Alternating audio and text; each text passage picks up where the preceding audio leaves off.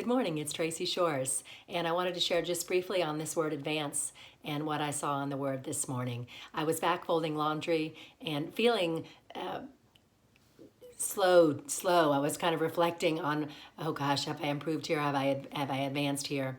And so this word advance had really come into my mind. And I was thinking that, wow, that's what the enemy tries to do.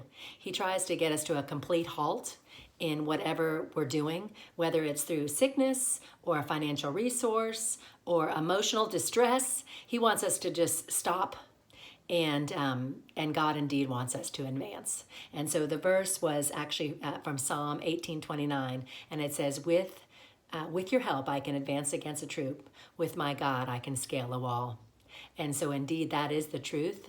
And I actually ended up in Hebrews chapter 6. And interestingly enough, we see really a link between advancing and hope. And the writer, Paul, is trying to explain to us that we have these promises that were given to Abraham, and promises to multiply and grow, right, and advance in our promises. And we have this certainty because of what Yeshua has done. And it really actually goes on to say, which is tying in with this feast season, it goes on to say that this hope, we can, it says that unchangeable things, that God shall not lie, and that Yeshua has actually, it's a steadfast, immovable hope, and it's actually gone behind the veil. And then it goes on to talk about him being our Melchizedek priest, a priest forever. So this promise is so sure. It's not based on the old promise, but it's forever and eternal, and it's a hope that we can have confidence in. And truly what it says about Abraham and receiving his promise, that he was patient.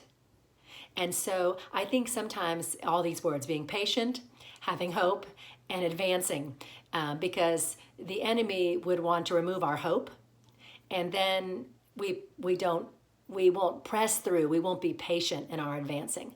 Sounds kind of like different words, to be patient and advancing. But I think that we have to be, sometimes we're advancing or we're taking one step forward, and we have to be patient in that because we feel like, I don't see that I'm advancing. And indeed, we know Abraham's story, and they did get to a place where they said, well, the promise is not advancing. Let's take it into our own hands. But in a sense, I still feel like they were advancing. I mean, maybe not in the right direction, but probably that's a message to all of us. Sometimes we're afraid to do this or that. I think, and that's another tool the enemy uses, right? Fear. That, oh, should I do this? Should I do that? And then he gets us to a standstill again. And so, I think I'd rather fall heir to advancing in the wrong direction than not advancing at all.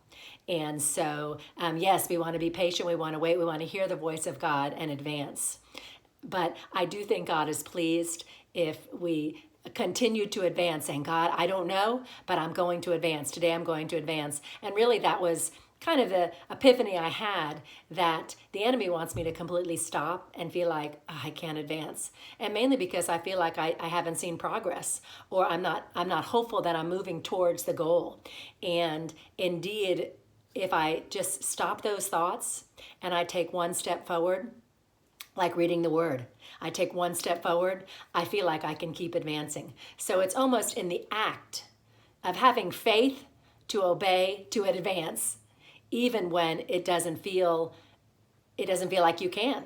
And it's literally like if you just take one tiny step, you start to feel like you're on, if there's like a dividing line, right here is that you're like right standing on this side, but the minute you take one step, you're on the side of looking forward to the hope. And so that's my encouragement for you today. Whatever you can do, put one foot in front of the other, and like the saying goes, and soon you'll be walking out the door. So blessings to you. Again, happy Sukkot. Have a blessed week. Bye-bye.